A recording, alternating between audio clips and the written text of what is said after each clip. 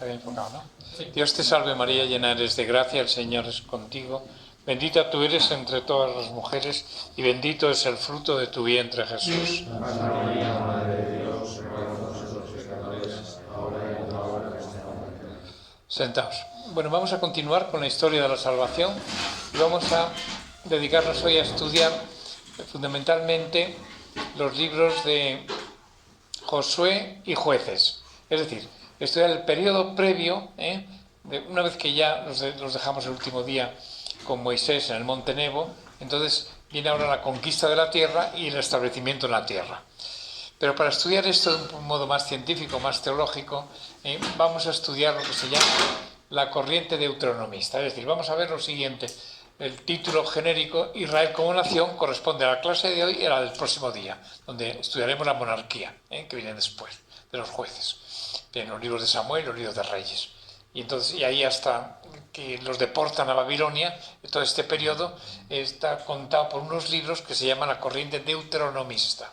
Porque el Deuteronomio, escrito por Moisés, que se descubrió en el año 621, en tiempo del rey Josías, que os he comentado ya en otra ocasión, pues fue un gran alborozo para Israel y fue un documento impresionante, nada menos que del mismo Moisés, y el espíritu del Deuteronomio se va a reflejar en estos libros históricos, que están contando los hechos, pero viendo sobre todo la intervención de Dios. Esto es un poco el leitmotiv de toda la historia de la salvación, porque el cristianismo es una religión histórica. Son los acontecimientos, no hay leyendas, puede haber una interpretación que no se sabe muy bien, pero todos son asuntos históricos donde Dios se manifiesta en el acontecer humano, en las relaciones que tiene con Dios unos y otros, tanto los amigos como los enemigos, etc. Entonces vamos a ver ahora lo siguiente, como sumario, una introducción, el marco histórico de la historia deuteronomista, que comprende estos libros.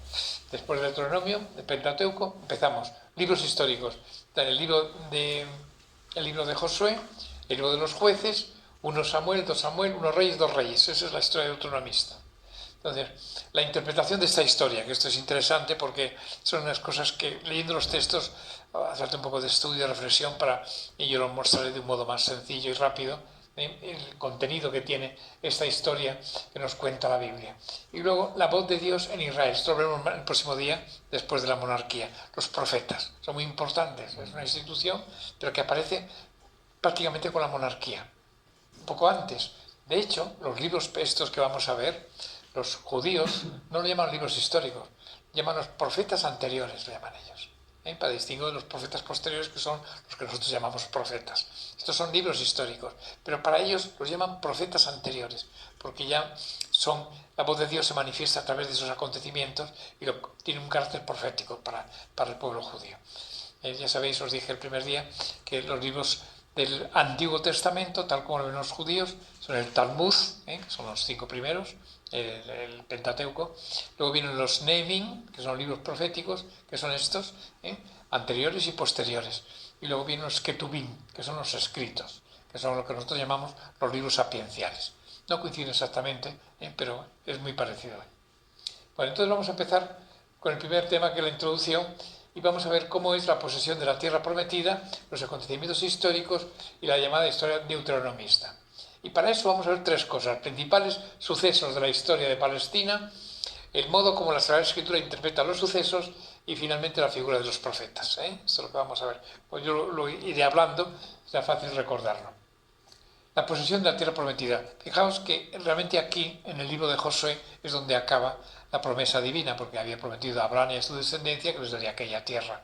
Eso tiene lugar primero en la primera fase, que es la liberación de la esclavitud de Egipto. Están por el Sinaí, por el desierto, durante 40 años y acaban en la tierra prometida. La primera generación no entra en la tierra prometida. La generación de Josué sí, entró prácticamente todos. Y entonces tienen que conquistar la tierra porque está habitada por los cananeos, de distintos grupos y razas, etcétera, grupos, digamos, dispersos en el territorio, y entonces esa conquista pues ocupa la historia del libro de Josué. Y una vez que lo han conquistado, viene la posesión de la tierra y siguen el dictamen que habían hecho los padres a través de Jacob. Abraham, Isaac y Jacob, los 12 hijos de Jacob, van a coger una parte del territorio y se reparten la tierra. Ahora lo veremos, ¿no? Bueno, entonces vamos a empezar. La posesión de la tierra constituyó un momento trascendental en la historia de Israel. O sea, para los judíos esto lo fue el Éxodo, la Pascua, que hemos dicho que era la gran fiesta. Pues el hecho de llegar a la tierra prometida y asentarse en ella, esto para Israel fue una manifestación de que Dios es fiel, de que Dios siempre cumple lo que promete, que a pesar de que nosotros hemos sido infieles y nos hemos portado muy mal, Dios siempre cumple sus promesas, y esto produjo un impacto tremendo, ¿no?, en Israel. Ya cuando entran en la tierra prometida, durante todo ese periodo en el desierto, Dios los ha ido formando, les ha dado leyes y entran ya como nación. Pero cuando se van a considerar realmente como nación es cuando llegan los reyes. Saúl, David y Salomón son los que constituyen ya a Israel como nación. Bueno, entonces el establecimiento de las tribus en la tierra de Canaán dio paso a una época que culmina en la configuración de Israel como nación monárquica y que termina en el siglo VI antes de Cristo con la destrucción de Jerusalén por los ejércitos de Nabucodonosor y la deportación a Babilonia de los principales estamentos de la sociedad israelita. Seguimos. Los acontecimientos históricos de este periodo quedan recogidos fundamentalmente en los libros de Josué, Jueces, 1, 2 Samuel y 1, 2 Reyes. Aquí tenéis un mapa en el que veis que están puestas aquí las tribus de Israel: Dan, Neftalí, Zabulón, Isaacar, Manasés, Efraín, Benjamín, Judá, Rubén y Gad. Son las 12 tribus de Israel. Son los 12 hijos de Jacob, solamente faltan José y Benjamín, pero Benjamín sí está, que ha sido sustituido por Efraín y Manasés. Uy. para, qué barbaridad. Déjalo así, descuélgalo si puedes, porque eso tiene un clavo ahí para que no se caigan. Y déjalo de pie ahí en la pared, eso es ahí mismo. Se lo dimos a Pepe que lo ha puesto. No ha dicho nada raro, ¿no? ¿Qué? Se haya movido eso por algo que haya dicho. No sé, en fin, hay que interpretar los signos de los tiempos, pero no sé qué significará esto, ¿no? Porque eso es un mar con una barca y tal, estamos navegando. Habló de Benjamín. Al decir Benjamín, sí. No es que decía que Benjamín efectivamente es uno de los hijos de José, pero el otro hijo, que es José, el primogénito de la segunda mujer, pues este no figuró en la tierra, pero este se quedó en Egipto, fue príncipe de plata. Entonces, a él, los que no tienen territorio son Leví, porque son la tribu del sacerdocio. Entonces, esos no tienen tierra. Y entonces, Benjamín es hijo de José, pero el hijo de José, como no está ni José ni Leví, vienen sustituidos por Manasés y Efraín, que son dos hijos de José, Efraín y Manasés. Son las 12 tribus de Israel. Bueno, vamos a seguir. Esperemos a ver que ya es sujeto. Bueno, entonces este conjunto de libros constituye la llamada historia del deuteronomista. ¿Y qué es lo que nos enseña esta historia? Se subraya por encima de todo que es Dios quien guía el destino y los avatares del pueblo de Israel por medio de la alianza, que la renueva Dios una y otra vez con el pueblo. El tema de la alianza, ya hemos hablado, va a ser fundamental en toda la historia del pueblo escogido, ¿no? Porque es el pacto que hace Dios con el pueblo. Hay un momento cumbre que es con Moisés, con la alianza, con las tablas de la ley. Vosotros seréis mi pueblo y seré vuestro Dios. Si cumplís la alianza, si cumplís el pacto. Pero Dios, como es fiel, aunque no lo cumplan, les perdona y les castiga, pero les vuelve a perdonar, etc., ¿no? Bueno, entonces vamos a ver ahora estos 4 libros. Estos 2 primeros hoy y los otros 2, Samuel y Reyes, que entra ya la monarquía a través del profeta Samuel, pues la historia de los reyes, que son los 4 libros. Pues vamos a ver primero que esta historia deuteronomista es una historia religiosa, es una historia teológica, es una historia humana, evidentemente, ¿no? Es acontecimientos que acontecieron, ahí no hay ninguna manipulación, pero sí un enfoque, y esto es lo que nos hace ver el Espíritu Santo, digamos, a los que miramos con fe estos textos para ver lo que Dios ha dicho, que es lo que entendieron los judíos, porque la revelación viene a través del pueblo judío, y lo que interpretaron sus rabinos también. Una reflexión llevada a cabo y consignada por escrito bajo la inspiración del Espíritu Santo. Por eso la Biblia se dice que es un solo libro. En realidad son 76 libros, pero encuadernados en uno solo, ¿verdad? El Antiguo Testamento es el mayor número, del Nuevo Testamento solo son 27, el resto hasta 76 son del Antiguo Testamento. Entonces esos libros, como los hemos ido nombrando, los 5 primeros el Pentateuco, y luego ya vienen estos 4 libros históricos. Bueno, son 6 porque son 1 Samuel, 2 Samuel, 1 Reyes, 2 Reyes, son 4 libros, ¿no? Aparte de Josué, y Jueces. Bien, pues vamos a ver ahora cómo el Espíritu Santo, sobre los hechos que han ocurrido, nos va revelando muchas cosas de Dios y de los planes de Dios y de la salvación que tiene prevista Dios para con los hombres. El conjunto de esta historia termina con la cautividad de Babilonia. ¿Y qué finalidad tiene? Explicar al pueblo: estáis en Babilonia, estáis en el exilio porque Dios os ha castigado. Os habéis portado muy mal. Con todo el esfuerzo que ha hecho Dios y la alianza que ha hecho con vosotros, para que entendáis cómo es que somos. Entonces, recordando la historia, pues la ponen por escrito, para la identidad. Nosotros, ¿quiénes somos? Hemos perdido todo. Hemos perdido la tierra, hemos perdido el templo, hemos perdido la monarquía, el sacerdocio, todo lo hemos perdido. Estamos aquí en Babilonia, en un país extraño. ¿Quiénes somos nosotros? Entonces ellos vuelven hacia atrás, van viendo su historia y ven como Dios, que ha sido fiel y que nos ha sacado del desierto, nos ha llevado a la tierra prometida, y ahora que estamos fuera de la tierra prometida, Dios se acordará de nosotros y nos volverá otra vez a la tierra prometida. Y así ocurrió. Pero bueno, la historia del deuteronomista termina precisamente con la esclavitud en Babilonia. Con la destrucción de Jerusalén y el exilio, los habitantes de Judá también han sido arrancados de aquella tierra. ¿Es que Dios ha faltado a sus promesas? ¿Dios ha olvidado de su pueblo? ¿Cómo es que ahora estamos fuera en una tierra extraña? Entonces la respuesta que se da a esta pregunta es muy clara. El destierro no es imputable a Dios, sino al pueblo mismo, que por sus pecados ha merecido este severo castigo. Y por eso el pueblo tomaría posesión y se mantendrá en aquella tierra si cumplía los mandamientos que Dios establecía. En el Deuteronomio se dice expresamente que si ellos son fieles, Dios les mantendría en la tierra que les había prometido. Si no son fieles, Dios les castigaría. Ellos pensaban que Dios había olvidado de ellos, se habían portado muy mal, como conocemos por toda la historia que vamos a ir viendo, pero los profetas aparecen también como una voz de esperanza, que Dios es bueno, que Dios es fiel, Dios no se apiada de vosotros, que Dios... O sea, nosotros, fijaos que ya han pasado siglos y es un tema para los cristianos de fe, que este mundo no acabará antes de que se conviertan los judíos. Eso está revelado por San Pablo en la carta a los romanos, y la Iglesia lo toma como un tema de fe. Es una condicio sine qua non antes de que acabe el fin del mundo. O sea, que antes de que se va a acabar el fin del mundo, ¿se han convertido los judíos? No, pues entonces todavía no llega el fin del mundo. Tienen que convertirse, cosa que es muy difícil, ¿no?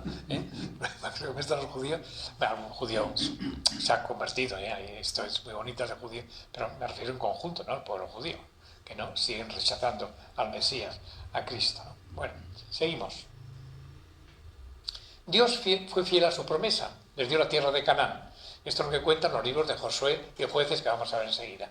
Pero incluso les dio un rey, como tenían los otros pueblos, que es lo que cuentan los libros de Samuel, y luego la historia de la monarquía, que vienen los libros de los reyes. Son sucesores de David. Para componer esta gran historia, los autores se sirvieron de diversas fuentes. El documento inspirador pudo haber sido una redacción de la ley hecha por personas que venían del Reino del Norte, después de la desaparición de este. Es que el Reino del Norte y el Reino del Sur es una terminología clásica para decir, después de Salomón, el reino, que era único, se dividió en dos. Un hijo de Salomón se ocupó del Reino del Sur, que cogía la tribu de Judá y Benjamín nada más. El resto de las 10 tribus restantes se proclamó rey un general llamado Roboam, se proclamó rey, Roboam I, y entonces constituyó el Reino del Norte. Eran dos reinos judíos, que estaban enemistados, pero que estaban unidos por la raza y sus creencias, ¿no? Les fueron separando un poco una enemistad y tal. Este Reino del Norte tiene una vida más corta, porque en el año 721 la gran potencia asiria los machacó y los desterró, se apoderó del territorio. Amenazó también a Jerusalén, pero no pudo no llegar tan lejos, porque aparecen los babilonios, que derrotan a los asirios, y entonces esto sí que hubo varios intentos, porque normalmente estos pueblos pedían un tributo, si tú les pagabas y tal y cual, pues te respetaban, más o menos, porque eran bastante brutos, ¿no? En general. Y un momento que Jerusalén dijo que ya está bien, no somos esclavos de nadie, no pagamos, entonces les invadieron, les destruyeron el templo y los deportaron. Es la historia contada así. 722 y 621, no, 654, que es cuando los deportan. Bueno, esto viene recogido en el libro del Deuteronomio, que se encontró en tiempo de Josías. Los autores también dispusieron de tradiciones orales o escritas sobre la conquista de la tierra, y tuvieron a su disposición la crónica de los reinados y de los reyes de Israel y de Judá. Hay dos instituciones que son, en general, muy tradicionalistas en la historia de los hombres. Una es los reinos, las monarquías, y otros son el templo, los sacerdotes. En estos dos lugares siempre hay una tradición, y es una costumbre que los reyes cuenten las historias, quién fue este, su hijo, y no sé quién, y pasó esto, y pasó lo otro, y tal. Y esas tradiciones orales, algunas están escritas en parte. La documentación por la cual se escribe la Biblia, se escriben estos libros, la historia deuteronomista, es tomando esas fuentes de los que lo vivieron y lo escribieron en parte y lo que se ha contado oralmente. Pero no conocemos más porque en aquellos momentos del siglo VI a.C. tampoco tenían la imprenta ni tenían medios, pero sí que tenían un gran amor a la tradición y se iba transmitiendo de padres a hijos los acontecimientos. Todo judío sabía quién era David, quién era Salomón, este rey, el otro, o sea, estas cosas las sabían ellos por tradición. Y luego cuando se pone por escrito, con más motivo, ¿no? Y por eso ahí nace la sinagoga, precisamente cuando no tienen el templo, para explicar su historia, que era en este lugar de culto, pero de la palabra más, de la lectura de la Biblia, ¿no? Que era la sinagoga. Lo menos importantes fueron también los recuerdos de los profetas, que aparecen ya en este periodo, Elías y Eliseo, en el reino del norte, cuando la división, nada más dividirse el reino, aparecen estos dos profetas, y luego los profetas escritores, que son todos los restantes, los cuatro grandes, Isaías, Jeremías, Ezequiel y Daniel, y luego los 12 profetas menores, que así es el conjunto de los libros proféticos. Y estos todos viven a lo largo de la monarquía. Después, cuando desaparece, se acabaron los profetas. Solamente hay dos profetas con Esdras a la vuelta del exilio y el último, que es en el siglo V. Desde el siglo V hasta San Juan Bautista no hay profetas. Por eso pensaban otra vez que se habían olvidado de ellos. El Señor ya no manda profetas. Cuando aparece el Bautista, fue una revolución, un impacto tremendo, ¿no? Pues entendemos por qué tuvo tanta importancia el Bautista. Porque hacía muchos siglos que no aparecía ningún profeta. Y entonces, claro, esto es lo que lo iremos contando poco a poco. Bueno, los libros de José los jueces, Samuel, esto lo llaman los judíos los profetas anteriores, más que libros históricos como nosotros lo llamamos. Son en realidad libros históricos, pero los judíos lo llaman profetas porque son la voz de Dios que cuenta los acontecimientos a la luz de la visión divina, ¿no? de lo que ocurre, que está siempre reflejado por la providencia divina. Si queremos examinar con más atención estos acontecimientos de este periodo, tenemos que dar tres pasos. En primer lugar, se recordarán los principales sucesos de la historia de Palestina que se conocen por fuentes históricas extrabíblicas y que quedan reflejados en la Biblia. O sea, nosotros tenemos algunos conocimientos, porque todos estos relatos ya pertenecen a la época histórica del hombre. Pero claro, son épocas muy antiguas, ¿no? Ahora voy a poner una tabla para que veáis, comparándolo con lo que dice la ciencia acerca del periodo, de los años en los que nos movemos, cuando desde Abraham, que es el primer personaje histórico, luego Moisés, otro personaje histórico, estamos en el siglo XIII, y ahora vamos a entrar en el siglo XII, XI, que es la conquista de la tierra, y David aparece ya en el siglo X, antes de Cristo, más o menos, y su sucesor, Salomón también. Bueno, primero, los principales sucesos de la historia de Palestina. En segundo lugar, vamos a mostrar cómo la Sagrada Escritura interpreta estas vicisitudes históricas. Tiene una interpretación propia, la Sagrada Escritura. O sea, cualquier historiador, cuando estudia unos acontecimientos, da su interpretación. Y normalmente no coinciden, porque son cosas humanas. Yo interpreto esto y interpreto lo otro. Además, la interpretación que hace la Escritura es, digamos, desde el punto de vista de Dios, porque está escrito por el Espíritu Santo para la revelación de estos acontecimientos que sirva para nuestra instrucción. Y sobre todo, para entender a Jesucristo. A Jesucristo no le podríamos entender sin el Antiguo Testamento. Es que dice cosas nuevas y cosas... Sí, por supuesto, tiene una entidad propia, lo que dice el Señor, pero está perfectamente enraizado en la cultura judía, en la tradición judía, en la revelación judía. Y aunque se apartan algunas cosas, hay muchas cosas que son comunes. O sea, Jesús vivió como un judío entre judíos, por eso es muy importante esto también para entender el Nuevo Testamento. Y luego, finalmente, se trataría de las figuras de los profetas que fueron los verdaderos orientadores del pueblo en esta época. Tienen un protagonismo especial, que en otras épocas no había. Hombre, Moisés le llaman también profeta, ¿no? Pero profeta en sentido más estricto aparece en esta época, en la época de la monarquía. Y profetas anteriores y posteriores, porque este es el periodo. Y luego ya prácticamente desaparece. Entonces vamos a ver primero las fuentes históricas extrabíblicas, los libros deuteronómicos y la figura de los profetas. Esto lo veremos el próximo día. Entonces de los libros deuteronómicos vamos a ver 2 nada más, y los restos al siguiente. Vamos a entrar en las fuentes históricas extrabíblicas. ¿Cuál es el marco histórico de esta historia del Deuteronomio? Pues esto no lo cuenta la Biblia, pero esto tiene algo que ver con la historia que nosotros conocemos, digamos, fuera de la Biblia. ¿Qué conocimientos tenemos? Esto es muy importante, ¿no? Para ratificar que no nos meten trola en cuentos y historia, ¿no? Sino que es verdad, ¿no? Bueno, pues vamos a ver primero cómo, por la historia, fuera de la Biblia, sabemos que hubo un gran movimiento de población entre los años 1250 y 1050. Esto se sabe históricamente, que es cuando en 1250 aparece Moisés, etc., y en 1050 es cuando aparece David y Salomón. O sea que en ese periodo se nota por otros motivos y otras fuentes históricas que hubo un gran movimiento de población, migraciones, pueblos que van, que vienen, luchas, peleas. Luego que entre el 1050 y el 850 se produjo una gran sedentarización. Los nómadas se hacen sedentarios y aparecen las grandes ciudades y los grandes cultivos y aparece una cultura, digamos, más urbana que nómada, ¿no? Sedentaria. En el año 721, estamos en el siglo VIII a.C., Samaria ya es provincia asiria, que es cuando los asirios conquistan en la parte, lo que llamamos el reino del norte. Y ese reino del norte tenía la capital en lo que llamamos, cogía Galilea y Samaria, o Judea, es el reino del sur. Entonces, el norte de la Tierra Santa, tanto Galilea como Samaria, a Galilea se llamaba la Galilea de los gentiles, porque los asirios metieron allí gente que no eran judíos. Y por eso, incluso en la época de Jesús, tenía todavía había más judíos que en épocas anteriores, pero tenía ese lema o ese estribillo, ¿no? Y luego Nabucodonosor, que es el rey babilónico, es el que toma Jerusalén en el 587. Y ahí es cuando ya aparece otra época, porque luego vendrá después el exilio, estamos en el siglo VI. Y luego, en los libros de los reyes y en crónicas, que estos se escriben después del exilio, es otra versión de la historia, más breve, y coincide muchas cosas, pero tiene su personalidad propia también.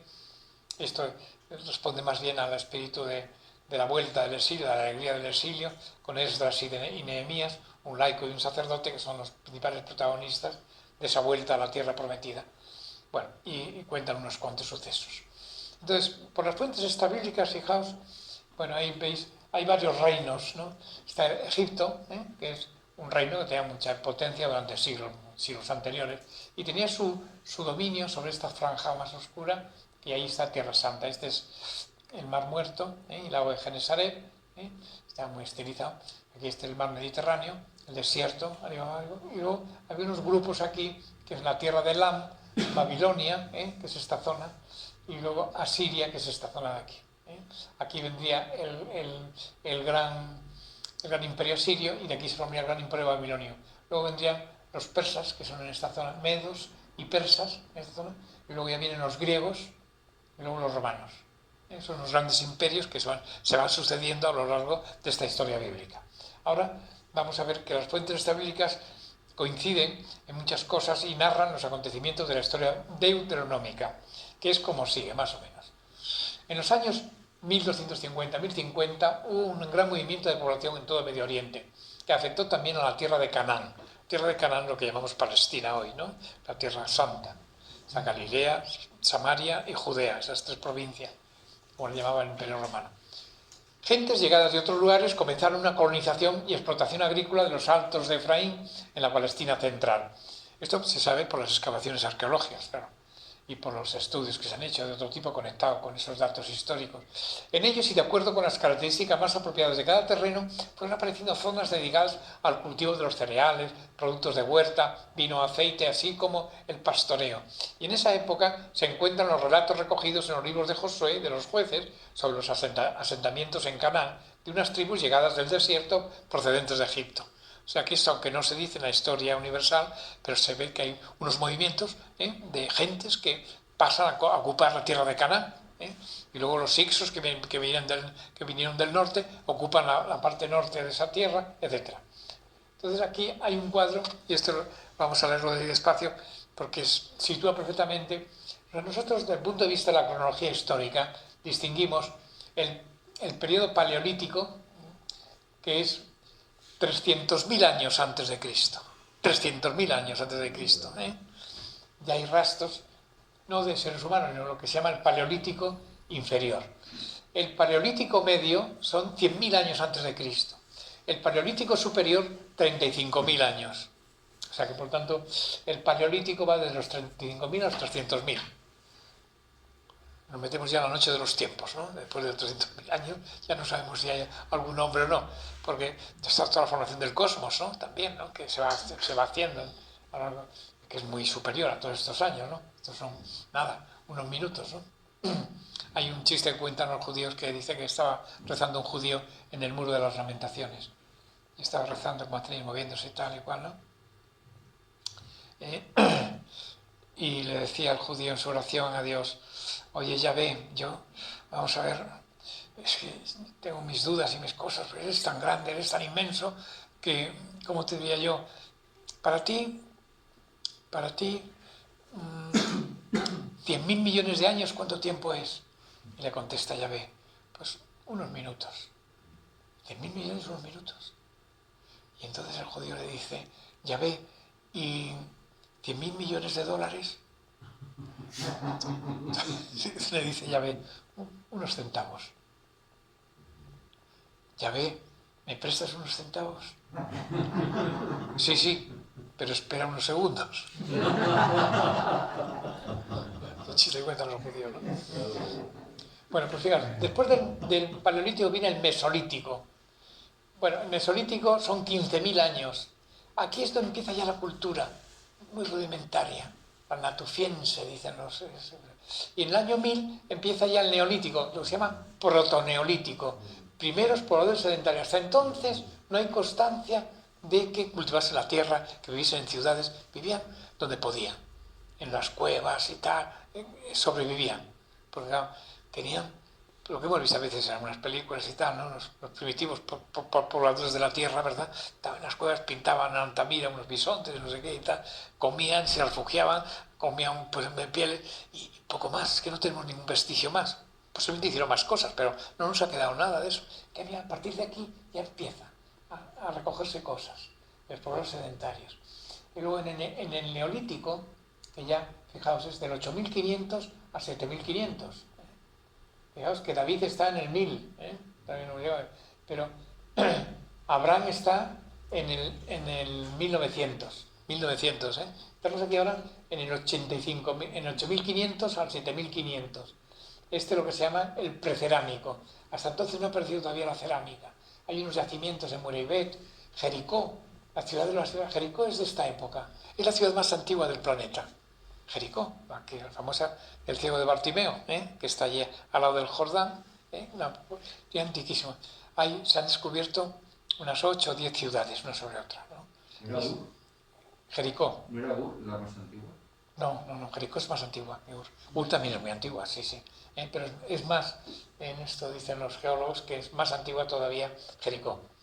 Dice, yacimiento de Mureybet, Jericó, ciudad del oasis, tal. Pues está en un oasis, Jericó, ¿no? Está en el desierto, pero ella está en un oasis.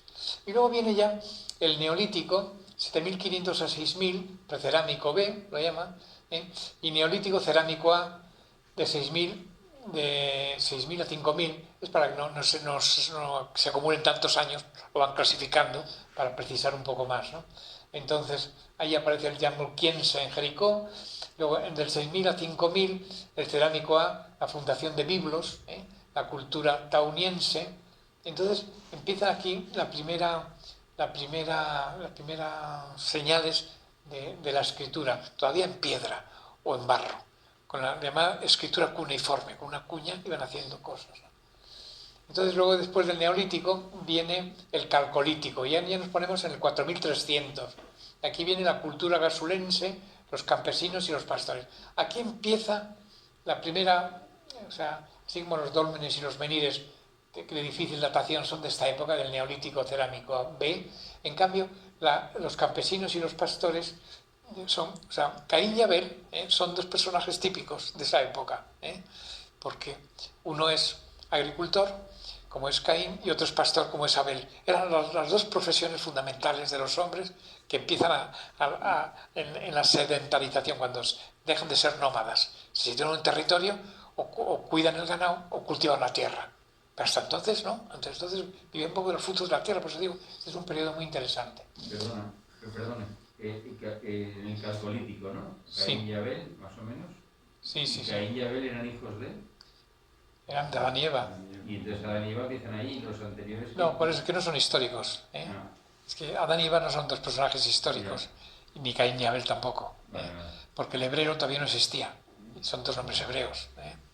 ¿Entienden? Pero nos lo cuenta el autor sagrado para revelarnos, pues eso, que Dios creó a nuestros primeros padres, que hubo un primer asesinato después del pecado, que fue el homicidio de Caín sobre Abel, etcétera, etcétera. Cómo se casaban, no entran en esos detalles, ¿no? Porque al principio, si estaban solo Adán y Eva, pues tendría que ser entre ellos, ¿no? Se casaban, etcétera, ¿no? Pero bueno, eso, ahí no entra la Biblia en esos detalles, pero claro, nosotros, como somos racionales, acudimos a la ciencia y nos dice la geología, la arqueología y todo lo que es la homografía, toda la historia del hombre, los homínidos, digamos, ¿no? Pues, pero estos periodos, o sea, esto está bastante estudiado, ¿no? Entonces, fijaros, por ejemplo, del 3300 al 3000 empieza ya lo que se llama la edad de bronce, que esto ya es lo más próximo, la de bronce y el hierro, ¿sí? Sobre eso que dice de que Adán y Eva no son históricos, no sé si se puede matizar, a ver si lo entiendo bien. Que sí que existieron como personas individuales, lo que pasa que están en una etapa... Vamos a ver, te voy a contestar de una forma así, yo creo, más biográfica. Tú conoces la parábola de hijo pródigo, ¿no? Que contó el Señor. ¿El hijo pródigo existió o no existió? Da igual. Es que da igual. ¿Por qué? Porque es una parábola, es un lenguaje sapiencial. Pues los capítulos del Génesis, de Adán y Eva, es lenguaje sapiencial. Lo que importa no es el acontecimiento histórico en sentido estricto, sino lo que cuenta. Entonces el monogenismo no hay que aceptar el monogenismo. Sí, la Iglesia lo acepta, pero sobre todo porque es muy difícil aceptar el poligenismo y luego admitir la verdad del pecado original. Porque si hay muchos padres en lugar de uno, Adán y Eva solo, entonces pecaron todos a la vez. Siendo libres es un poco difícil, ¿no? Que peque uno es más sentido. Y además dice San Pablo que así como por un hombre entró el pecado, por otro vendrá la salvación. O sea, el motivo por el cual existe el pecado original y nacemos todos con el pecado original es el motivo por el que Cristo de una vez santifique y salve a todos. Por la unión que tenemos en el género humano. O sea que todos procedemos de Adán y Eva. Entonces, si lo entiendo bien, no es propiamente de fe que Adán y Eva eran dos personas individuales. No, podía ser un colectivo, pero es un colectivo, no, por el relato bíblico. Luego ya con otros datos, eso pasa a veces con la Biblia, que hay a veces informaciones muy claras, ¿no? Muy sencillas, pero otras cosas más confusas. ¿Y cómo yo resuelvo lo que quiere hacer aquí la Biblia en este lugar? Pues yendo a ese mismo tema en otro sitio que esté más claro. Y entonces ahí lo comparan. Y muchas veces desechas cosas, ¿no? Porque esto es incompatible con esto, por la coherencia, ¿no? Porque Dios no es incoherente, claro. Los seres humanos tampoco, somos racionales, Dios tampoco. Y entonces el tema del alma, por ejemplo, de esos homínidos de 15.000 antes de Cristo, por ejemplo. Sí, ahí hablan de los cromañones, los neandertales, los sapiens, y el sapiens sapiens, que es el nuestro, es el histórico, ¿no? El de Abraham es el sapiens sapiens ya. Entonces, ¿qué pasa con eso? Pues lo único que dice la Iglesia es, bueno, no sabemos eso, cómo Dios lo ha hecho, pero no es incompatible con la teoría de la evolución en el sentido de que en un momento determinado una especie, sea un mono, un animal, lo que sea, Dios le infunde el alma y aparece un ser humano. Pero lo que es imposible es que de la evolución de un mono aparezca un hombre. O sea, que aparezca la inteligencia. Eso, y eso es el alma, claro, ¿no? O sea, que Dios crea el alma, que es lo que nosotros sabemos por la fe. Cuando nuestros padres se aman y se unen las células, allí aparece un nuevo cuerpo. El alma la pone Dios siempre. Es el compromiso que tiene, ¿verdad? Ahora no sabemos cómo, claro, tampoco sabemos cómo es exactamente, ¿no? Pero que Dios, por el alma, porque nosotros parecemos a Dios precisamente en que tenemos inteligencia y voluntad. Y esto no es un cuentecillo para niños, ¿no? Pero sí es un modo práctico y sapiencial de enseñarnos las cosas. Sí, pero Adán y Eva tuvieron que existir para que se diera el pecado original. Sí, yo no digo que no existiesen, yo que sí. No, Claro, claro. No, igual que por eso digo lo del hijo pródigo, ¿no? Sí. El hijo pródigo de la parábola quizá no ha existido, ¿no? Pero ha habido muchos hijos pródigos. O sea, el relato que cuenta se puede llamar Samuel, se puede llamar Saúl, se puede llamar Abdalá, o como quieras llamarlo, ¿no? Pero lo que nos cuentan es un hijo de su padre que se portó mal y que luego se convierte y no sé qué y tal y cual, ¿no? No dice en qué momento vive ni nada, es una historia que cuenta el Señor. Esto es muy típico de los orientales, este lenguaje sapienciano. Nosotros somos más racionalistas, a veces vamos más al positivismo histórico, ¿no? No, también a veces se cuenta una cosa, pero que no tiene intención de datarla históricamente. Pero como hecho histórico, sí, o sea, lo que nos cuenta son los hechos históricos, pero el modo de contarlo, quiero decir, no es literalmente histórico, en el sentido que lo entendemos, eso es lo que quiero decir. Pero entonces, el relato de Adán y Eva hace referencia a esa época histórica de esos hombres, se entiende que en esos años, en esos miles de años antes, sí, ¿no? Que es ahí, ya sea una comunidad, o sea que en ese momento, ya siendo hombres, claro, digamos que defraudan a Dios en el sentido de que quieren ser Dios o lo que sea, ¿no? Claro, o sea que al principio cuando empieza la creación, fíjate que el hombre, Carl Sagan, que es un físico americano, explicaba en sus clases, ponía un calendario de 1 de enero al 31 de diciembre. Y decía, yo intento a veces, él era ateo, pero decía, la Biblia a veces dice cosas que tienen su interés y tal, porque claro, fijaos, primero Dios crea la luz y las tinieblas, lo separa la luz y las tinieblas, luego crea tal, luego crea los astros, luego crea no sé qué, poco a poco los animales, tal, hasta que llega el hombre, ¿no? En este calendario, cuando Dios creó al hombre, si el día 1 de enero dice, hágase la luz y hubo luz, empieza la creación. ¿Cuándo él creó al hombre? ¿En febrero, en marzo, en abril? ¿Cuándo se creó? Entonces, los alumnos, era una cosa un poco pedagógica, ¿no? Le decían una cosa y otra y tal, y decía él, pues yo estoy convencido de que al hombre Dios lo creó el 31 de diciembre a las 6 de la tarde. Decía la palabra. Como dice, fue lo último que hizo Dios, antes de descansar. Eso sí está en el relato. Entonces, claro, pudo haber antes otras cosas, ¿no? Que fue creando y tal. Pero claro, que lo pudo, dice, tomó el barro de la tierra ni sufrió espíritu de vida. O sea que ya la creación del hombre parte de algo que ya ha creado, el barro de la tierra. O sea que eso puede ser un animal o puede ser una cosa, pero le infundió el espíritu, eso sí que es propio de Dios. Y eso está en el Génesis, claramente. Y viene a ser el ser humano un espíritu nefesh hayah. Claro, los antiguos decían, este vive porque respira. O sea, el aliento, lo que llamamos el espíritu, el ruaj, es lo propio de la vida, ¿no? Y para ellos, una persona que respiraba, un animal que respira, que está vivo, ¿no? Y entonces, eso es lo que infundió Dios. Ponte a respirar, ponte a moverte, ¿no? Entonces, eso es el alma, ¿no? Y el ruaj es el viento del espíritu que constituye al hombre en un ser inanimado. Entonces, claro, cuando esto lo cotejamos con el bronce antiguo, o sea, a partir del 3300 empieza el bronce antiguo. Y vienen poblados agrícolas no fortificados en zona fértil. Y ya un poco después, en el bronce antiguo, 2-3, civilización urbana y aumento de población. 2300 a 2000, ya nos estamos acercando. El bronce antiguo medio 1, regreso al pastoreo seminómada. Esta es la época de Abraham. Que Abraham está datado más o menos aquí, en el bronce medio. Ciudades fortificadas, expansión egipcia. Los egipcios son las culturas más antiguas, ¿no? ¿Y la época de Noé? Uy, la época de Noé no es histórica, es sapiencial. No sé, sí, pero un castigo. No hay indicios de que hubo... No hay. Recuerdo haber leído en Darwin, en su viaje que hizo alrededor del mundo y tal, encontró fósiles hasta en los Andes y entonces llegó a la conclusión que realmente se había existido el diluvio y tal.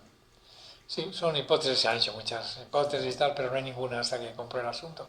Mira, la más audaz fue que una expedición en 1902 o algo así, o sea, a comienzos del siglo XX, en la zona donde dice la Biblia que se posó el arca, que es en el monte Ararat. Turquía, ¿no? ¿No era por Turquía? No, en Sí, Ararat. sí, Turquía es frontera con Rusia, no, Rusia no es, el país siguiente no sé cuál es. Armenia. Armenia debe ser, Armenia, la frontera, pero está en Turquía, sí, la costa norte. Entonces, una expedición rusa que descubrió que había a una altitud de, no sé, son 3000 y pico, una especie de barco, ¿no? Una cosa curiosa, ¿no? Y hicieron fotos y todo. Entonces llegaron los americanos y a los 2 años hicieron otra expedición mucho más preparada y tal. Ya no encontraron el barco que habían encontrado los otros y tal. Pues hay un poco de misterio en este asunto, ¿no? Pero claro, ahí dice la Biblia que se posó el monte Ararat. Y de luego, por los datos de la Biblia, la civilización más antigua y los primeros pobladores de la Tierra están por esa zona, ¿no? Claro, la ciencia dice que procedemos de África, que el hombre de África es el primero. El homínido más antiguo viene de África y luego se fue hacia esa zona precisamente, ¿no? Y además en África hay una falla, O sea, ¿por qué hay tantos animales en África? Por la falla que tiene. Bueno, esto es un poco más largo, ¿no? Pero van explicando cosas y tal. Y esa falla pasa precisamente por el canal de Suez, y pasa por Sodoma y Gomorra, hacia arriba, ¿no? O sea que los acontecimientos, cuenta la Biblia, pueden ser naturales, porque eso es una zona de muchos terremotos y muchas cosas. En fin, hay muchas cosas sobre este asunto, pero lo digo esto porque, claro, a veces decimos, y esto no notemos que no, esto se coteja con la ciencia, y vemos que efectivamente lo que ocurre en el Bronce Medio es parecido a lo que vive ya Abraham, que hay pastoreo seminómada, ciudades fortificadas, expansión egipcia, y luego la escritura alfabética lineal y los ixos. Esto, fijaos, nos metemos en el 1800 a 1550. Bueno, pues los primeros escritos son más o menos del bronce antiguo, los más antiguos, los sumerios y los acadios. Antes no hay nada. Sumerios y acadios son 2 regiones que están en Mesopotamia, al sur y al norte, que luego estarían los babilonios y los asirios, ¿no? Pero antes eran los sumerios y los acadios. Y es la primera vez que hay algo escrito, de una forma muy rudimentaria, ¿no? Con unos punzones, escrito con sangre de animales o con pinturas que fabricaban sobre un tejido, ¿no?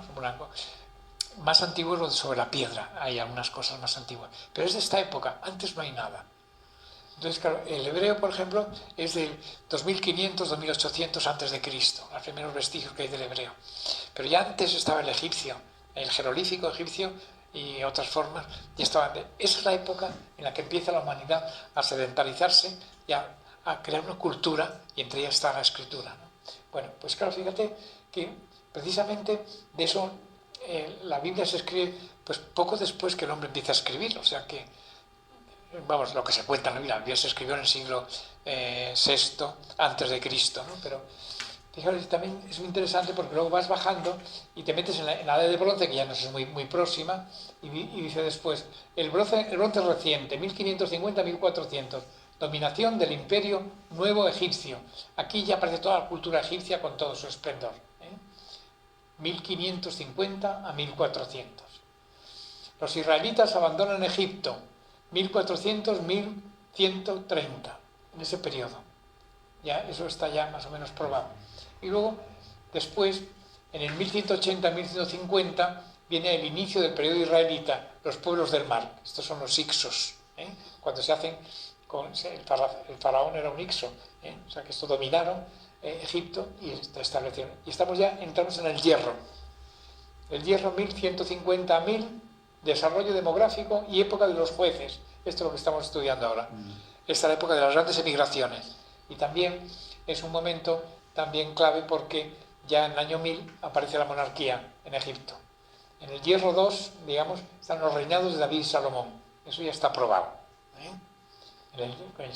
La época, o sea, bronce y hierro, pero para distinguirlo hay hierro 1, hierro 2, hierro 1A, 1B, tal. Bueno, pues en el hierro 2A, ahí aparece el reino de David y Salomón. Y después, del 926 al 722, esto es el hierro 2B, es el renacimiento asirio y abundancia de inscripciones. Entonces hay muchos documentos arqueológicos, ¿no?, para reconstruir la historia. Y claro, después, en el 722, es cuando los asirios arrasan Jerusalén y deportan a todos los judíos que estaban en el reino del norte, y es el hierro 2C, y es el resurgimiento del reino de Judá, que es el reino del sur. Entonces, del 539 al 332 es el periodo persa. Ciro, el rey persa, conquista todas esas tierras, pero Ciro vivió poco tiempo, era un hombre joven y no tuvo hijos, con lo cual su imperio, que fue inmenso, se lo repartieron sus generales. Uno en Egipto, otro en este sitio en Grecia, otro en Asia, y crearon varios imperios del imperio persa, ¿no? Pero claro, el imperio persa fue el que barrió a Jerusalén, pero con una particularidad, y es que el imperio persa traía detrás la cultura griega. La cultura griega fue imponente, es la cultura más potente que ha habido entre todas las culturas humanas. Y claro, estos empezaron metieron sus dioses, que tienen que comer cerdo, que no comían, que tal, todas las costumbres paganas las introdujeron, ¿no? Eran muy aficionados, como los romanos, a la higiene, a las piscinas, a la vida más o menos muelle y tal, pero llevaban detrás de sí toda la carga filosófica, todas las ciencias del alma y del espíritu, y técnicas y materiales, las han empezado los griegos, todas. No hay ninguna que no haya empezado. Se han preguntado por todo el porqué de las cosas, el arjé, como decían ellos, de las cosas. Entonces, claro, esto arrasó en la cultura judía, ¿no? Y entonces por eso vino la rebelión de los macabeos, ¿no? Contra estos tíos y tal. Lo consiguieron, echarse a los... Pero después vienen los romanos y los machacan otra vez, ¿no? Y los romanos son, como sabéis, sucesores de los griegos en muchas cosas, ¿no? Que tienen también su personalidad propia. Ya con los romanos cuando viene Jesucristo, ¿no? Que empieza ya el Nuevo Testamento. Por eso, claro, desde el periodo helenístico, que va del 332, que empieza Ciro el Persa, hasta el 63, que es cuando Roma entra y viene la diáspora judía porque destruye el templo. Y del 63 a.C. al 350 es todo el periodo romano, el imperio romano que domina en esa zona, y que es un reino vasallo y provincia levantisca. O sea, Judea, los judíos eran unos vasallos de Roma, clarísimos, pero peligrosos, ¿no? Y consiguieron declarar su religión legítima, una religión legítima, cosa que Roma no admitía fácilmente. Con ellos sí lo consiguió, pero tuvo muchos problemas siempre con los judíos, ¿no? Y además con los cristianos al principio, pues parecían que era un grupo de judíos, les respetaron, pero en cuanto que los judíos dijeron que no tenía nada que ver con ellos, que tal y cual, vino la persecución. La persecución de Nerón vino precisamente por esto, ¿no? Y luego ya persecuciones ha habido en los 3 primeros siglos, pues no sé cuántas, 20, 30 persecuciones muy sangrientas, no en todo el territorio y todas a la vez, pero hasta que llega Constantino y declara la religión cristiana como oficial del imperio, pues han pasado 4 siglos donde ha habido miles de mártires y una valentía de los cristianos en esas primeras épocas tremenda, porque ser cristiano era jugarte la vida, ¿no? Y además, en un ambiente pagano, pues comprenderéis, pues claro, todas las ideas que tenían sobre la familia y sobre el arte y sobre la cultura era muy distinta de la que tenían los paganos, ¿no? Bueno, pues esto yo creo que es un marco interesante para que entendáis que lo que vamos a ver ahora, esto corresponde a otra época, ¿no? Digo, a otra información, la científica y la...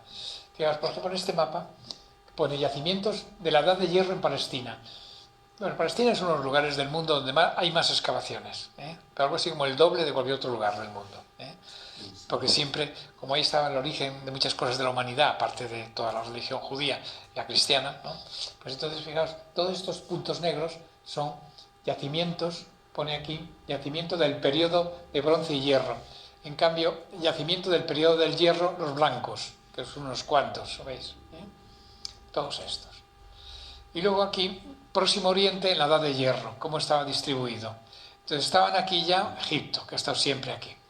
Luego el Sinaí, que era un desierto, no era de nadie. Palestina, esa Israel que ocupaba esto. Luego venía Fenicia, y luego los filisteos que ocupaban la franja esta del borde. Donde está la franja de Gaza ahora, más o menos, y un poco más, son los filisteos. Y luego había aquí varias etnias, los edomitas, los moabitas y los amonitas, eran vecinos y enemigos de Israel, porque ellos cuando se establecieron en la tierra los echaron y quedaron ahí en esa zona más marginal. Están aquí los arameos, Aram, y aquí los neohititas, los hititas venían del norte, de Asia, y Licia, Arzabia, bueno, aquí otros grupos y unas ciudades y tal. Bueno, el desierto está aquí como siempre, y los ríos Tigris y Éufrates, que son los que han dado fecundidad a todo ese territorio. Entonces, claro, a partir del año 1050 hasta el 850 se fue logrando una plena sedentarización de la población en la zona central de este territorio, y aquellas tierras proporcionaron un notable rendimiento agrícola a sus habitantes. Este periodo se construyó la ciudad de Samaria, que no era una ciudad-estado, según el modelo tradicional de la región, sino una verdadera capital política, con los servicios públicos necesarios para orientar el comercio, la defensa de toda la zona central de Palestina. Y en los textos asirios de esta época aparece el nombre de Samaria y se designa su territorio con el nombre de Israel, o como el país de Omri, también es otro nombre que se le da a veces. También se citan algunos de sus gobernantes, Ahab, Jehú, Menahem, todos estos nombres judíos, a cada uno de los cuales se aplica la denominación genérica de hijo de Omri. Es una estela de piedra de esa época con una inscripción en honor de Mesá, rey de Moab. Se habla de Yahvé como Dios de Israel, o sea que hay vestigios arqueológicos de la existencia de los israelitas y de sus nombres, ¿no? En una cosa que es en Moab, que es un país vecino a Israel. Luego, en diversas ocasiones, el rey de Samaria tuvo que ceder ante el poderío de Asiria y se vio obligado a pagarle tributos. Es el imperio que aparece con fuerza cuando lo domina un rey que se llama Teglatpalásar III entre los años 745 y 727. En 721 arrasan, pero este lo intentó. El panorama cambió radicalmente. Este rey no se contentó con tributos esporádicos, sino que tomó la decisión de anexionarse a su reino el territorio de estos pueblos, que no quisieron someterse, y los convirtió en provincia siria y deportó a parte de sus habitantes a otras zonas y repobló sus tierras con colonos traídos de otros lugares. Los asirios, digamos, históricamente se parecen a los famosos habitantes de Grecia que se llamaban los... ¿Cómo se llaman? Los espartos, no. Espartanos. Eran muy parecidos a los espartanos. Eran unas bestias pardas. Es tremendo por las descripciones que hacen de asunto. Si un tío se ponía tonto y tal, sacaban los ojos, otro que le quemaban, le cortaban la cabeza, tal, o sea, anda como va, ¿no? Claro, estos pueblos del Mediterráneo, como los judíos eran más pacíficos, ¿no? Entonces tenían horror a los asirios. Entonces, que un momento que los asirios, porque eran así, ya no se conformaron con el tributo, de hay que acabar con estos tíos, que parecen unos orgullosos, no sé qué, vamos a deportarlos a todos. Una de las cosas que hacían entonces, ¿no? Porque eso mostraba la gran debilidad del pueblo, tú coges a toda la gente y te la llevas a otro sitio y metes allí a sirios, pues llega un momento en que aquello ya desaparece, pierde su personalidad, ¿no? Entonces, en una de estas campañas, este rey, Teglatpalásar III, atacó y se apoderó de la mayor parte del territorio de Israel, con excepción de la capital, que era Samaria. Y a su muerte Israel intentó sacudirse del yugo del país de Asur, de los asirios, y un nuevo rey asirio, Salmanasar V, que puso cerco a la ciudad. Al cabo de 3 años, en el año 722, Samaria fue invadida y el sucesor de este Salmanasar V, que se llamaba Sargón II, se encargó de organizar la deportación. O sea que fue este rey, Sargón II, el que organizó esto, con seguridad histórica, estos datos que da la Biblia, pero se han comprobado, de organizar la deportación y sus territorios quedaron convertidos en una provincia siria.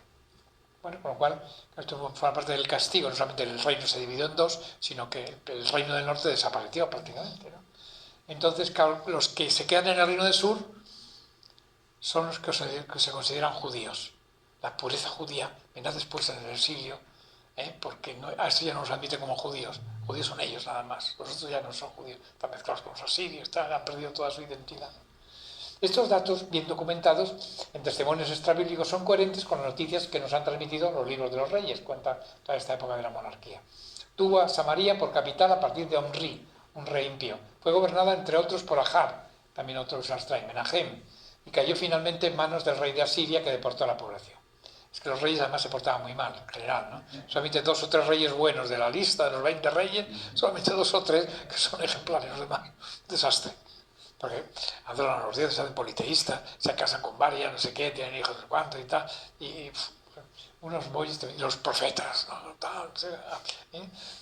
Mientras tanto, en la región meridional, sobre todo en los alrededores de Jerusalén y en el valle de Ayalón, zonas en las que había pequeños poblados con mercado, se daba una agricultura próspera. A comienzos del siglo VII a.C., unos años después de la caída de Samaria, en manos del poder asirio, se produjo un considerable desarrollo de la ciudad de Jerusalén. Aumentó, a quedarse solos ellos, pero aumentó notablemente su población, logró una creciente prosperidad, y en ese momento los rasgos de una capital importante. La inscripción del rey asirio Senaquerib del 790 refiere el nombre del soberano de Jerusalén, que era Ezequías, que este fue un rey muy bueno, y el gentilicio de sus súbditos los llamaba judíos. Según la misma inscripción, Ezequías, después de haber intentado resistir a Sennacherib, hubo de pagarle un fuerte tributo y pasó a ser su vasallo. Pero este Sennacherib asirio no consiguió más. Con Jerusalén y a Judea no. Vendrá después con los babilonios, el Goyo otra vez. Entre el siglo VII y el VI, el poder asirio fue debilitándose y aparece un nuevo poderío militar que es Babilonia. El rey de Judá no pudo soportar el embate de las fuerzas de Nabucodonosor, el rey babilonio, y tras el asedio y toma la fortaleza de Laquis, cayó también en Jerusalén. En esos textos de esta época se puede leer cómo los defensores de Laquis buscaron ayuda de Egipto. También hay otro dato sin igual importancia, que es que el Dios en el que acuden pidiendo auxilio es Yahvé, el mismo que, como antes se señaló, era invocado como Dios de Israel. Es curioso porque, claro, una de las grandes broncas que recibe el pueblo de parte de los profetas, todos, ¿no? Tanto Isaías como luego Jeremías, no te alíes con Egipto. ¿Cómo que no? Es que es como porque era la única potencia que podía tener ayuda para defenderse, ¿no?, de los babilonios. No te alíes con... Tú sé fiel a tu Dios, que Él te defenderá. No, bueno, esto es como el chiste ese que va un tío conduciendo deprisa con el coche y de repente, ¡pum!, patina el coche y cae por el precipicio, pero da tiempo a abrir la puerta, se tira, se agarra a unos matorrales que hay en la pared del precipicio. Se queda ahí agarrado y tal, igual. El coche se destrozó, se incendia ya al fondo del precipicio. Y después ha pasado el susto que está allí agarrado al árbol. Y entonces dice, socorro, que no tiene ni fuerza para pedir socorro. La carretera está unos metros más arriba. Socorro. Se serena un poco, coge un poco de aire. Socorro. Bueno, no había nadie por ahí, la carretera que pasaba muy poca gente y tal. Entonces nada, no sabía qué hacer, estaba temblando y tal. Y entonces oí una voz que le decía, fulanito, soy tu ángel custodio. Mira, delante de ti hay una piedra. Si mueves el pie izquierdo y te apoyas en la piedra y la mano derecha en aquel arbusto, puedes subir porque hay un pequeño camino y eso te lleva hasta la carretera de arriba. Hay un silencio. Y dice, está ahí acordado, ¿hay alguien más por ahí? Eso nos pasa siempre, ¿no? Que decían los judíos cuando estaba en Babilonia, ¿no? Pues hay que acudir a Egipto, ¿no? Porque si no, ¿quién nos va a defender y tal? Muy mal, acudir a Egipto, pero no confíes en Dios, que es lo que puede defender y tal, ¿no? Bueno, seguimos. Entonces, la ciudad de Jerusalén fue tomada por Nabucodonosor, el rey de Babilonia, en la primera mitad del siglo, en el año 587. Y Nabucodonosor se llevó cautivos a Babilonia al propio rey de Jerusalén, Joaquín, el último que gobernó, y a los personajes más importantes del reino, tanto en el ámbito político como en el ámbito religioso. Entonces, claro, con la conquista de Jerusalén y su sumisión al poder babilónico, se transformó toda la estructura social de la región y llega a su punto de álgido. En esos territorios, sobre todo en las partes conquistadas por Asiria, se habían producido traslados masivos de población, parte de la población autóctona había sido deportada a otros lugares. Tal. Como consecuencia, a finales del siglo VI, una gran parte de los que vivían en ese territorio ya no eran descendientes de los anteriores pobladores, sino que eran los nuevos inmigrantes asentados en aquellas tierras. Claro, en los relatos que hacen los libros de los reyes y de crónicas se habla de algunos de estos acontecimientos que vienen atestiguados también por la arqueología. Sennacherib, Ezequías, algunas piedras, algunas inscripciones. Y para la mayor parte de los sucesos que ocurren en Palestina durante estos años no tenemos más testimonios, así con detalle, que los que encontramos en la Biblia. Y estos se nos presentaron como una historia de salvación. Bueno, no quiere decir que lo cambiasen, pero dentro de los acontecimientos históricos ahí está el Espíritu Santo enseñándonos la revelación de Dios. Entonces, por eso, en la interpretación de la historia deuteronómica tenemos que destacar los siguientes aspectos. El libro de Josué, la tierra prometida, don de Dios. La tierra es un don de Dios, don que da Dios al pueblo. Frente a las primeras infidelidades, la paciencia y la misericordia de Dios, viene la época de los jueces, que hay unos protagonistas que salen de cada una de las tribus que defienden al pueblo de sus enemigos, pues están rodeados por muchos enemigos. La instauración de la monarquía, por fin piden un rey para ser fuertes, se lo concede Samuel, y entonces viene toda la historia de la monarquía, que se cuenta en 1 y 2 Samuel. Y luego después, en los más libros de los reyes, la infidelidad a Dios, que son los reinos de Israel y de Judá, porque Salomón, como os he dicho, al ser infiel, pues le castiga, se divide el reino. Bueno, pues esta historia termina ya con las enseñanzas de la historia deuteronómica. Vamos a verlo así rápidamente. Ya vamos a ver el libro de Josué y el libro de Jueces. Ya lo dejamos aquí y el próximo día continuamos. La tierra prometida es un don de Dios. la figura de Josué, el relato de la conquista, la renovación de la alianza en Siquem, una ciudad dentro del territorio de Palestina, y el libro de Josué es el libro que cuenta la conquista. Basta leerlo, te das cuenta cómo ya desde el otro lado del Jordán se organiza, ¿verdad?, el ejército y empiezan a luchar contra sus primeros enemigos, las primeras batallas. Pasan por la zona de Jericó y por varias ciudades. Entonces, bueno, como con correspondencia a la fidelidad de Dios que ha cumplido sus promesas, se reclama la fidelidad de todo el pueblo a la alianza establecida con Dios. De ahí que el libro termine con el solemne rito de renovación de la alianza. En el capítulo 24 del libro, que es al final del libro, Josué, una vez que ya ha conquistado prácticamente la tierra, se reúne todo el pueblo y entonces tenemos que ser fieles a lo que Dios ha dicho a Moisés. ¿Lo juráis? Juramos, nos comprometemos a defender la ley de Moisés, la alianza que hemos hecho Dios a través de Moisés con nosotros, que como Dios había prometido la tierra prometida, ya estamos en la tierra prometida. Dios ha cumplido su promesa, nosotros tenemos que cumplir también su alianza. Así es como termina el libro, ¿no? Y luego ya se reparte la tierra entre las tribus. Bueno, como es habitual en la historia de la Biblia, el autor sagrado no pretende ceñirse a unos relatos con una exactitud cronológica o topográfica, sino que recoge textos y tradiciones orales antiguas, los reúne con una finalidad eminentemente teológica. La tierra de Israel es un don de Dios y garantía de su alianza con Israel. Pero también es el lugar en el que Israel debe comportarse como pueblo elegido y por lo tanto cumplir con lo que Dios le ordena. Entonces aquí tenéis el paso del Jordán, o sea que estaban aquí las huestes en esta zona y pasan por aquí. O sea, aquí estaba más o menos Nebo, en Monte Nebo. Entonces pasan por el norte del Jordán, lo atraviesan justo en el norte del Mar Muerto. Aquí está Gilgal, una de las ciudades con la que tiene. Luego está Jericó. Y aquí empiezan hay estas ciudades, estas tres ciudades se cuentan la derrota de esas ciudades. Y una de ellas, como sabéis, es la de las famosas trompetas, ¿no? ¿Cómo vamos a vencer a estos y tal? Una ciudad amurallada. Y entonces dijo Josué, coger el arca de la alianza y dar vueltas en torno a la ciudad amurallada. Y de vez en cuando paráis y tocáis las trompetas. Dios nos ayudará. Tocan las trompetas y empieza a derrumbarse los muros de la ciudad. Entonces entra y la conquistan y tal, ¿no? Cuenta una serie de hechos extraordinarios. El libro de Josué es un libro épico, Es decir, cuenta unas hazañas a veces, que suena un poco a trola, ¿no? Escucha muchas cosas, ¿no? No es que quieran mentir ni quieran eso, es el estilo épico, ¿no? Eso se da en la literatura, en muchos relatos no son bíblicos, ¿no? El estilo épico, eso es típico de aquí, ¿no? Entonces estas son las ciudades que había en la época, principales batallas, la coalición de los 5 reyes, también se cuenta en el libro y tal, igual, que van contra Israel. Claro, al ver que viene el enemigo, los distintos reyes del territorio se unen para unificar fuerzas para ir contra ellos, ¿no? Bueno, aumenta la dificultad para vencerlos, claro, y tal. Eso el libro lo cuenta, voy a pasar un poco más rápido porque dice, cuando el pueblo es fiel, avanza, pero cuando se aparta de Dios, pierde la tierra. Y en esta primera etapa del asentamiento no se encuentra pecado en el pueblo y la conquista resulta un paso triunfal. Sin embargo, con el paso de los años, Israel experimenta la pérdida de la tierra en el destierro como consecuencia de su alejamiento del Señor.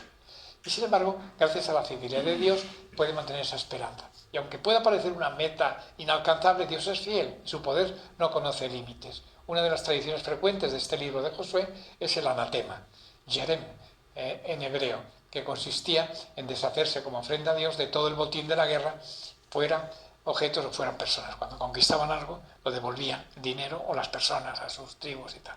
Y entonces Dios les retribuía, digamos, como el jerem, en hebreo. Esta costumbre muestra la mentalidad feroz e inhumana, que hay que entenderla en un contexto histórico, porque poco a poco la revelación divina va en desarrollo. Al principio eran bastante bestias. Esto pasa con todo el Antiguo Testamento, ¿no? Hay un tema ahí siempre conflictivo, la guerra en el Antiguo Testamento. ¿Qué entendían? Pues no lo mismo que en el Nuevo, evidentemente, ¿no? Pero claro, la guerra no es que haya existido, es que sigue existiendo. O sea, que los seres humanos no tenemos mucho arreglo. El propio histórico es el mismo, Eso no hemos cambiado mucho. Bueno, seguimos. Se modela el modo de la belicosidad, impulsada por la codicia, pero sobre todo conviene tener presente que se trata de una disposición transitoria. La manifestación de Dios a los hombres se ha ido realizando poco a poco, hasta alcanzar su plenitud en Cristo, ¿no? En la encarnación del Verbo. Entonces, en la predicación de Jesucristo es donde podemos encontrar el verdadero punto de referencia sobre el respeto a la vida y a las legítimas posesiones de los demás. Dice el Señor en el Sermón de la Montaña, amad a vuestros enemigos y rezad por los que os persiguen, para que seáis hijos de vuestro Padre que está en los cielos, que hace salir su sol sobre buenos y malos, y hace llover sobre justos y pecadores. Esto es impensable en el Antiguo Testamento, ¿eh? Esto ya es una cosa nueva de Cristo. Y claro, amad a vuestros enemigos, odiad a vuestros enemigos, no amad a vuestros enemigos, ¿no?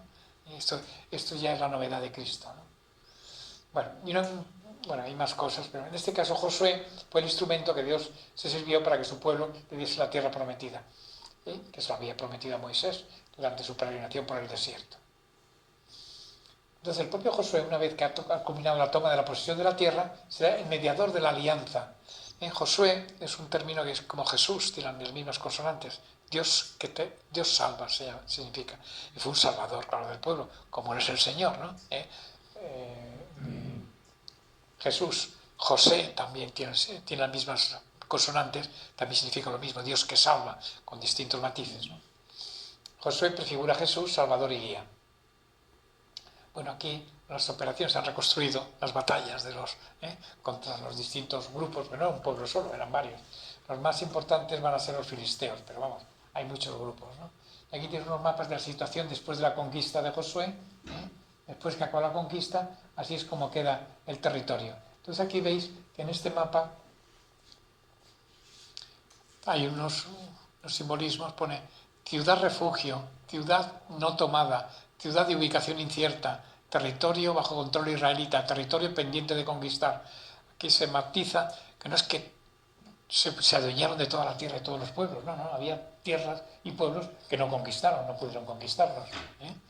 Y aquí tenemos las tribus de Israel según el libro de Josué. Es decir, una vez que ya se han establecido en la tierra, han conquistado la tierra, ahora viene el libro de los jueces, pero lo primero que hacen es, para ser justos con Dios, tal como había organizado Moisés y había establecido con los hijos de Jacob, es decir, a ver, Simeón en el sur, Judá, y aquí es donde está Jerusalén, Benjamín en el norte, Efraín, Dan, Manasés, Isaacar, Zabulón, Neftalí, o Galilea, tierra de los gentiles, tierra de Neftalí, Zabulón, viene en el Evangelio, ¿no? Llaman así. Luego está Manasés, que el oriental y occidental era muy grande, Gad, en cambio Amón, Moab y Edom son los pueblos típicos, y aquí Rubén. El primogénito era Simeón y el pequeño era Benjamín, que estaba aquí. Benjamín, la tribu de Benjamín, estaba pegada a Judea. Efraín y Manasés. Y estos dos son Galilea. Y estos al otro lado del Jordán están el Manasés oriental, Gad y Rubén. Esas son las 12 tribus, ¿no? No están los levitas, claro. Como os he dicho antes, Efraín y Manasés sustituyen, son hijos de José, a José y a Leví. Bueno, pues seguimos. Entonces, aquí tenéis un mapa un poco más ampliado de cómo estaban las tribus, ¿no? Aquí Manasés oriental, Dan, Aser, Manasés occidental, Dan, hay un Dan y otro Dan, ¿no? Arriba, este es un Dan y este es otro. Aquí está Benjamín, aquí está Efraín, parece que es esto. Sí. Los filisteos ocupan esta zona, ¿ves? La zona de Gaza, más o menos. Y aquí está Rubén. Simeón. Y Rubén está por aquí. Que se ve, Rubén tiene poca... El amarillo, este es. No me voy bien desde aquí. Sí, exactamente. Uno les tocó una enorme. ¿Qué? Que uno les tocó tierras enormes. No, pero no había nada en las grandes. Claro, es que cuanto más grandes, menos, más desierto tocaba. Claro, sí, eso es verdad. O sea que Benjamín, con lo pequeñito que es, pero una zona muy fértil, muy buena, ¿no? Sí. Y Judá también. Pero claro, a la derecha de Judá, o sea, Jerusalén, ¿se ha visto alguna vez? Toda la zona oriental es desierto. Y toda un vergel a este lado. Todas las aguas caen hacia este lado. Entonces empieza el desierto y Belén, lo mismo, ¿no? Tiene una zona que es bastante fértil y tal, pero a la derecha es todo desierto. Es el desierto de Judea, se llama, ¿no? Y luego está el gran desierto, claro, de Sinaí, el desierto del desierto, ¿cómo se llama? El desierto de Arabia, ¿no? El desierto de Arabia. Bueno, seguimos. El libro de los jueces, ya con esto terminamos. El libro de los jueces muestra las infidelidades del pueblo, la paciencia y la misericordia de Dios, el asentamiento ya en la tierra prometida, los relatos ejemplares, la fidelidad a la alianza y un canto de liberación. Y el libro de Ruth, que se sitúa precisamente en esta época, o sea, toda la historia de Ruth, ella que vuelve con la madre de su esposo que murió, no tenían hijos, y se va a Belén, porque ellos eran de esa tribu, y allí comienza una vida hasta que la madre de eso, o sea, su suegra, consigue casarlo con Isaí, que va a ser el padre de David. Por eso Ruth es la abuela de David, por eso se cuenta esa historia, ¿no? Siendo David un personaje muy importante. Bueno, vamos a ver si rápidamente. En el libro de los jueces se continúa narrando el asentimiento del pueblo de Israel en la tierra de Canaán, con las dificultades de diversas tribus que fueron encontrando en cada zona, la protección divina que pudieron experimentar en situaciones verdaderamente difíciles. Aquí tenemos el mapa otra vez, donde veis, ahí están puestos los nombres de las tribus, y los nombres actualizados cuando Israel está en el tiempo de los jueces. Están las poblaciones que había. En fin, eso no podemos detenernos ahora en ello.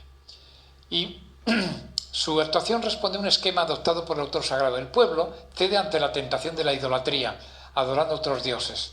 Y entonces el Señor entrega a los israelitas al dominio, al pillaje de pueblos vecinos.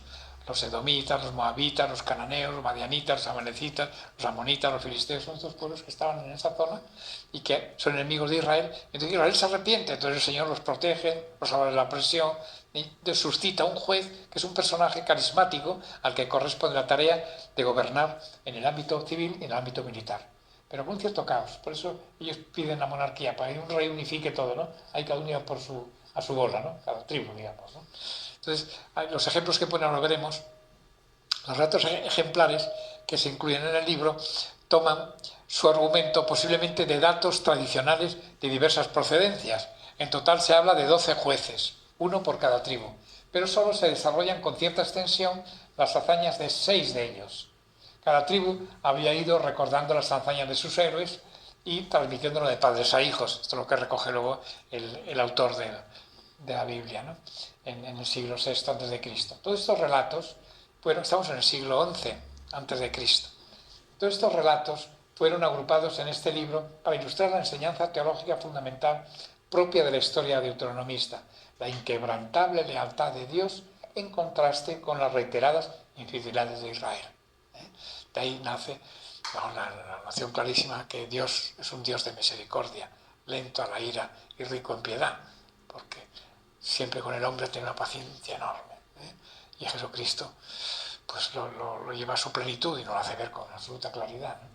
Dios castiga, pero es un castigo para volver al redil, para convertirse, ¿no? Castigar, porque no es un Dios furioso que castiga, sin más. Pero claro, cuando se portan bien los premia, ¿no?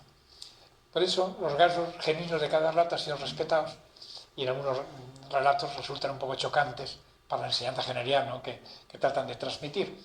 Pero por eso se narran sin reprobarlos explícitamente costumbres discordantes, como por ejemplo la vida disoluta de Sansón, el ofrecimiento de un sacrificio humano por parte de Jefté. Hay cosas que no son correctas. Sansón se va con una prostituta, lo cuenta allí, tal, para allá para abajo, y no sé qué, no sé cuánto. No eran tíos ejemplares, ¿no? Ni mucho menos. Y luego los sacrificios humanos que Dios no los permite, ¿no? Sí. Bueno, vamos a terminar ya. Entonces, fijaos, aquí están puestos en unos mapas los jueces y las ciudades de donde proceden, porque son cada uno de su tribu. Bueno, no puedo entretenerme ahora en esto. Aquí lo tenéis un poquito más. Los que destacan son estos 6. Otniel, de la familia de Caleb, Ehud, de la tribu de Benjamín, Débora, de la tribu de Efraín, Gedeón, de la tribu de Manasés, Jefté, de la región de Gala, y Sansón, de la tribu de Dan. Los más conocidos son Sansón, Gedeón y Débora. Pero vamos, los otros son los relatos más breves, ¿no? Y más popular de todos, Sansón, cuando con la fuerza que tenía por el pelo largo y tanto, como trata de buscar el motivo de su fuerza, le corta el pelo para quitarle la debilidad y tal, casi lo matan, pero consigue, antes de le dejan ciego, le sacan los ojos, en fin, son unos relatos tremendos, ¿no? Y todo esto en el territorio. Y aquí tenemos la tierra de cada uno de ellos, donde actúan, ¿no? Sansón en Sora, Ibsán cerca de Belén, Otoniel en Debir, y Gilgal, las ciudades que conquistaron, en Jerusalén, Ehud al norte de Jerusalén. Bueno, seguimos.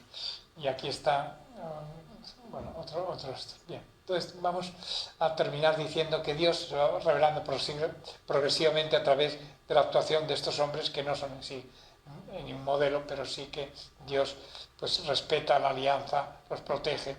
El pecado es una grave ruptura de esta fidelidad. Sin embargo, frente a la fragilidad del pueblo está la paciencia y la lealtad de Dios, que siempre vuelve a manifestar con su protección el amor que tiene a sus elegidos. Y por eso el libro es una llamada a reconocer los propios pecados e infidelidades, a tener confianza en el Señor, que Él es siempre fiel y está dispuesto a traer la salvación cuando se le invoca con un corazón sincero. Y de allí aparece ya el nombre de Adonais, en esta época ya, ¿no? que significa en hebreo el que cumple siempre lo que promete. Y luego de los jueces es también un canto de liberación, porque estos personajes liberan al pueblo de la opresión de los pueblos vecinos, pero a veces pues caen por su agilidad en la idolatría o cometen todo tipo de pecados, porque también hay que señalar que en esta historia de salvación del pueblo Dios se sirve de personas concretas, que son estos jueces a quienes el Señor elige no por sus méritos ni para beneficio propio, sino para llevar adelante el designio divino. Dios te salve María, llena eres de gracia, el Señor es contigo, bendita tú eres entre todas las mujeres y bendito es el fruto de tu vientre Jesús.